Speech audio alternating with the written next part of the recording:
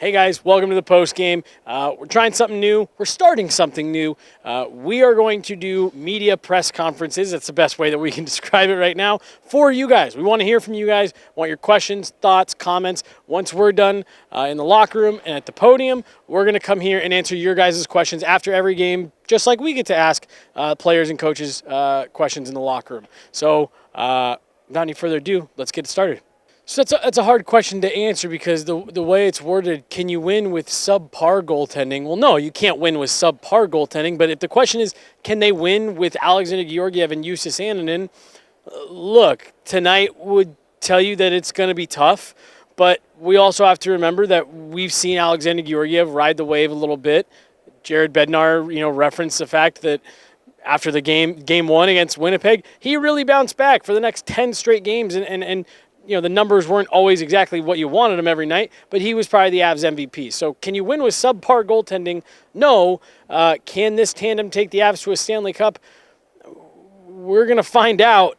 Tonight definitely didn't instill a lot of confidence. Yeah, short memory and on to the next one. And I get why you'd say it, but I actually disagree. I do not think this was the worst possible way you could have started. It was disappointing because I think everyone's looking at this group and saying, especially once they're healthy, there's really something here.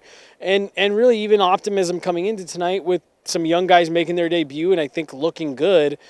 So it's disappointing. It's a major disappointment to come out and start the season on a note like this in a game that was so frustrating. It's not just that you lost, it's that this was a frustrating loss. And every time you got back into it, it felt like either Vegas took momentum back or the Avs kind of gave it away to them. So a frustrating loss. They got out healthy. You didn't lose anybody to injury. That's how these types of games get much worse. But yeah, definitely not the ideal way for the Avs to start. I felt like a lot of the defensive mistakes that we saw tonight, you can easily, it's not exclusively, but you can easily, chalk that up to early in the season, mistakes need to be cleaned up. They didn't give up a lot of scoring chances. In fact, Vegas scored on 5 of their first 6 recorded scoring chances, what the scorekeepers considered a scoring chance. I think the Avs held Vegas to under 25 shots. I don't have the exact number here in front of me right now, but the shot attempts were low. Shot attempts were under 25 going into the third period. So, things that the Avs can do to clean up their net front presence and really protecting the slot and at the home plate area just in general tonight. As much as we want to criticize Alexander Georgiev for getting beat on some clean looks, and he was beat on clean looks, that he needs to find a way to come up with at least 2 of those. You got to close your gaps quicker. You got to make sure that you're communicating on who's got who. I thought there was too many times where guys ended up wide open tonight. Multiple times it led straight to goals. You got to make sure that you're talking, you're communicating. There was multiple times where Meghan and I were saying back and forth, they got to talk, they got to talk, they got to talk. Guys weren't picking up guys who they were supposed to. And so better communication, closing those gaps a little bit quicker. Winning a battle, in front of the net would help too. But really, you got to just eliminate some of those clean looks. Look, you guys have heard me say it before. There's a lot of times that it's easy to forget that you play one 82-game season and not 82 one-game seasons. It's a disappointing result if you're the Avs or you're an Avs fan, but at the end of the day, it's still one game. It's the first game of the season, and they've got a chance to get right back on the ice on Saturday and get it, completely turned around. Points are as important in the first month as they are in the last, but in the same way, you've got to be able to turn the page at the beginning of the season the same way that you do when you're getting near the end and having to get into playoff mode. So you got 81 more of these. You knew that there was going to be a few kind of stinkers in there. And again, I guess that is the one part that I do keep wrestling back and forth with on this game was I actually do think when you look at the overall body of work for 60 minutes, there are a lot of positives to take out of this one. So maybe that's the way that you deal with it, is you know that at the end of the day, there's a lot of positives to take out of it. Sports are inherently emotional. That's why we love them so much. And you waited a long time for this game, and it definitely, if you're an Avs fan, it sucks to see it, go out with such a dud like this. But like I said, you got 81 more of these, and there's a lot of positives to take away from it. You need better in net. No doubt about it. You need better in net. You need a save. And you need a save when your team needs a save. That can be true. You can also look at it and say there's some positives to take out, and you got a long way to go. So I think that's the best way to look at it if you're trying to stay positive. Are we classifying Sam Malinski as a rookie? I saw a couple questions like this. I'll start with Ivan. I think there's a couple things of note. One, in a game where the team is chasing throughout the entirety of it, Bednar is inevitably going to shelter minutes to some extent. Guys like Kovalenko, for example, I think were given full-time NHLer type minutes, and so he assumed that responsibility pretty well. Ivan, though on a line that was a little bit more sheltered, I thought was one of the best possession lines. I actually felt early on, too, that he was maybe one of the stronger players alongside Parker Kelly on that line. And overall, a game with not too many mistakes in it. I can't really criticize it for an NHL debut. Obviously, I wish the circumstances were different for me to evaluate Ivan's game maybe on a more personal level, but what I really liked is that he didn't commit too many errors. From the Kovalenko perspective, he's somebody that I thought separated from the other rookies in that sense and looking a lot more comfortable. It's clear that he comes from a league playing among men, and I think that the skill upside we've talked about on past shows also showed through in Kovalenko's passing game tonight. And then Cal Ritchie.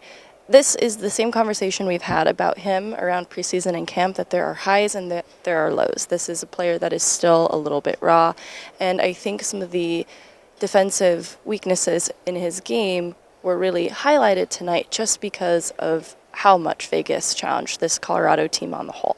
So not an indictment on Ritchie. Still think that he has plenty of opportunity, in these early games to show more, and he seems to be a quick learner. Sam Malinski, another player who had flashes of really great moves and other moments in his own end that were a little bit challenging, and I think it was too coupled with just what the pair was trying to do and what the D-core struggled with on the whole tonight, breaking out the puck and moving it up ice in transition. It just seemed a little bit hard for them to do, harder than I'm used to it being with this D group. So didn't dislike Malinski's game, but the other note from the top of the answer to this question was the analytics versus the eye test in this game tell a very weird story. The analytics from this game look very wonky, and so Malinski's analytics specifically stand out as not looking so great. I think the eye test does not reflect that, though there are still things that I think he would have liked to do differently in his own end. Okay, that's one of the kind of silver linings of this game is what they were able to accomplish creatively, because to Vegas's credit, they managed their lanes very well, and so when you look at the attempts blocked for Colorado tonight, in addition to the shots that they got through on net, it was a very offensively strong game for a lot of the lineup, especially the top line. I think that they were driving that bus. And what I also liked specifically on the offensive side is what we saw on the power play. This is a unit of guys that we're familiar with and expect to be good there because they're elite. But, there is this new addition of Middlestat kind of as this net front guy. And so finally getting to see it in a regular season game when we've only really seen it in practice gave me confidence that this is still going to be a really potent power play. There's no two ways around it. Game one of an 82-game season, in isolation, this is a bad game. It is verifiably not a good game for Alexander Georgiev. In terms of my assessment of him as a goaltender for the entire season, it's not a strong enough sample size either. It's just one of 82 games. And so I won't get too carried away in my analysis of Georgiev's goaltending as it relates to the entire season. But as it relates to tonight, some things that I didn't completely love about his game. He was letting shots in glove side, short side without a screen. It just speaks to a goaltender that mentally was not quite in the right place. Not locked in, not focused. Perhaps the frustration of the game was getting to him. You could see the first goal against, you didn't even necessarily blame him for too terribly, but he was incredibly frustrated. You could see it in his body language. And so I think that this is going to be a real test for Georgiev to see if he can pull the bounce back from the Winnipeg Game 1 that we saw in the playoffs now in the regular season, because this does need to be a game that he turns the page on quickly, because there were a lot of mistakes and it just didn't seem like once he got to that place of frustration, he could come back from it. I don't know how to answer this question. I know that's not a great answer. I thought that because the waiver market kind of earlier into preseason, there are intriguing names that popped up on there that I kind of was curious to see what the Avs might do, and the fact that they didn't was interesting to me. I don't doubt that this is going to be something that, in the same way that they were targeting Ludwig for a strong physical defender on the back end, in my opinion, this whole time, right? They brought in all these puck-moving guys, but they were always keeping their eye out for a guy like that to become available. I don't doubt that they have targeted some things in terms of goaltending needs that they're looking for very specifically, and it just hasn't cropped up yet. But I do imagine this is something that's on their radar. All right, that's going to do it. Thanks so much, guys.